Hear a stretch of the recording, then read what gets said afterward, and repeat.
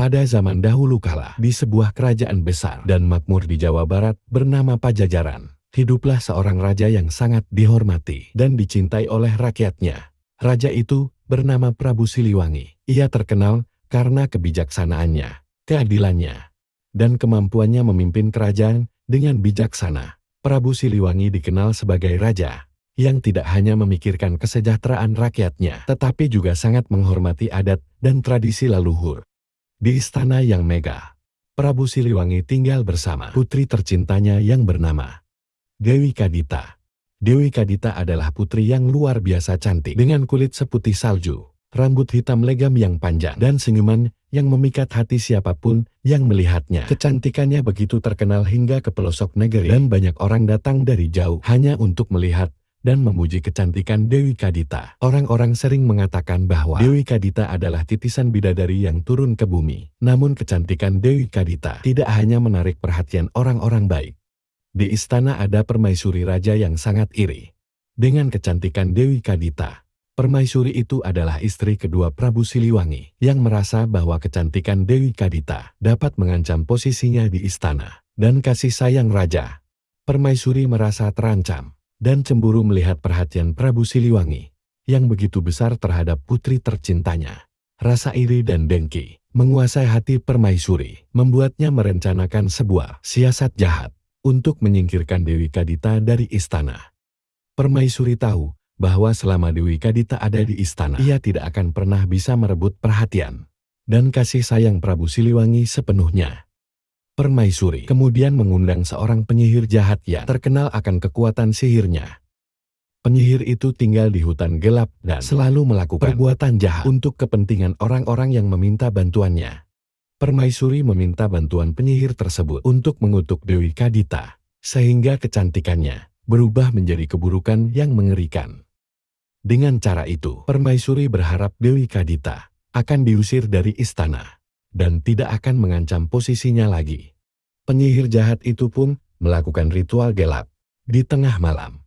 Dengan menggunakan ramuan-ramuan ajaib dan mantra-mantra jahat, ia mengutuk Dewi Kadita.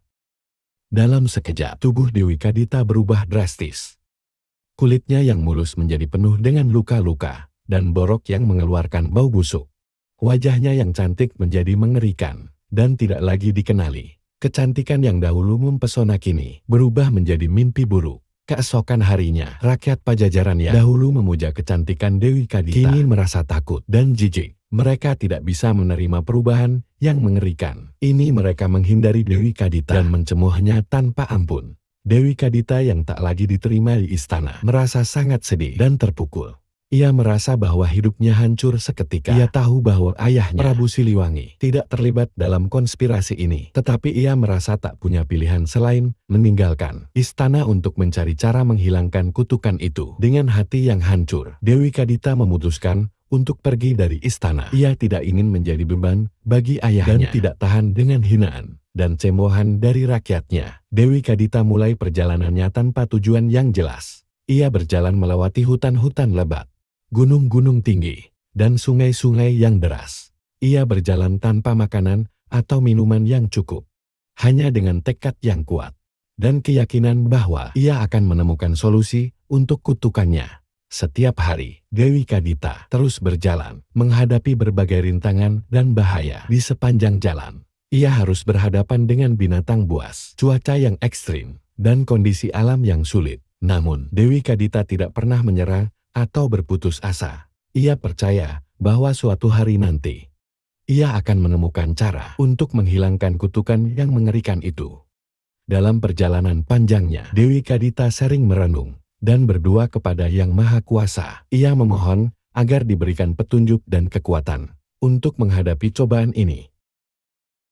Setiap malam sebelum tidur, ia selalu berdoa dengan tulus, berharap agar kutukan ini segera diangkat darinya. Setelah berhari-hari berjalan tanpa henti, Dewi Kadita tiba di sebuah pantai yang indah di selatan Pulau Jawa. Pantai itu memiliki pasir putih yang lembut, air laut yang jernih, dan ombak yang tenang. Pemandangan di sana sangat indah dan menenangkan hati Dewi Kadita yang penuh dengan kesedihan.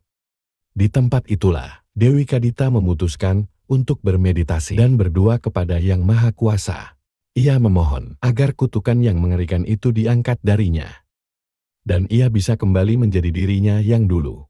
Selama 7 hari, 7 malam Dewi Kadita bermeditasi tanpa henti, menyerahkan seluruh hidupnya kepada Yang Maha Kuasa. Ia berharap bahwa doanya akan didengar dan penderitaannya akan berakhir. Pada malam ketujuh, di bawah cahaya bulan purnama yang terang, terjadi sebuah keajaiban.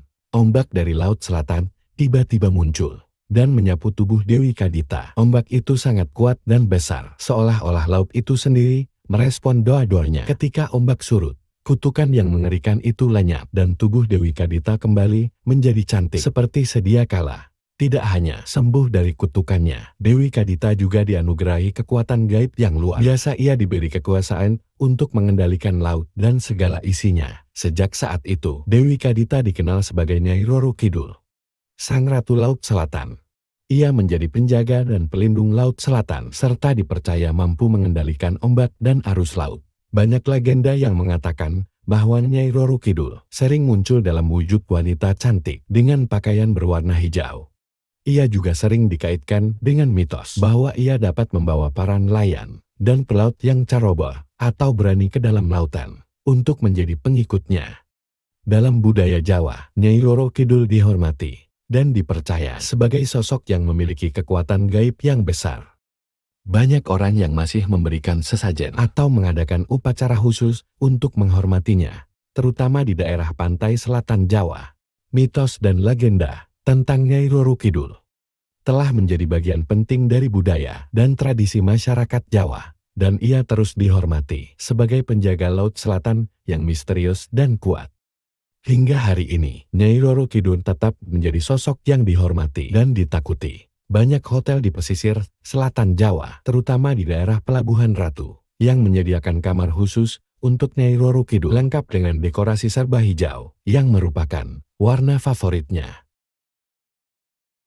Upacara-upacara adat dan ritual sering diadakan untuk memohon perlindungan dan berkah darinya, terutama bagi para nelayan yang bergantung pada laut untuk kehidupan mereka.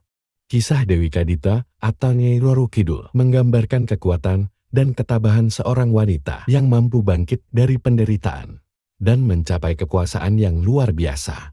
Dewi Kadita menjadi simbol kekuatan alam dan misteri yang menyelimuti lautan, serta mengajarkan tentang pentingnya kepercayaan dan ketabahan dalam menghadapi cobaan hidup.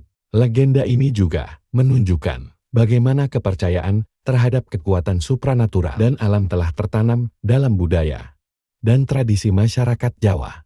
Legenda Nyai Roro Kidul tidak hanya menjadi cerita rakyat, tetapi juga menjadi bagian dari identitas budaya Jawa. Banyak seni tradisional seperti tarian dan pertunjukan wayang yang mengisahkan tentang Nyai Roro Kidul. Ia juga menjadi inspirasi bagi banyak seniman dan penulis dalam menciptakan karya-karya mereka. Selain itu, legenda ini mengingatkan kita akan hubungan manusia dengan alam dan bagaimana kita harus menghormati dan menjaga keseimbangan alam.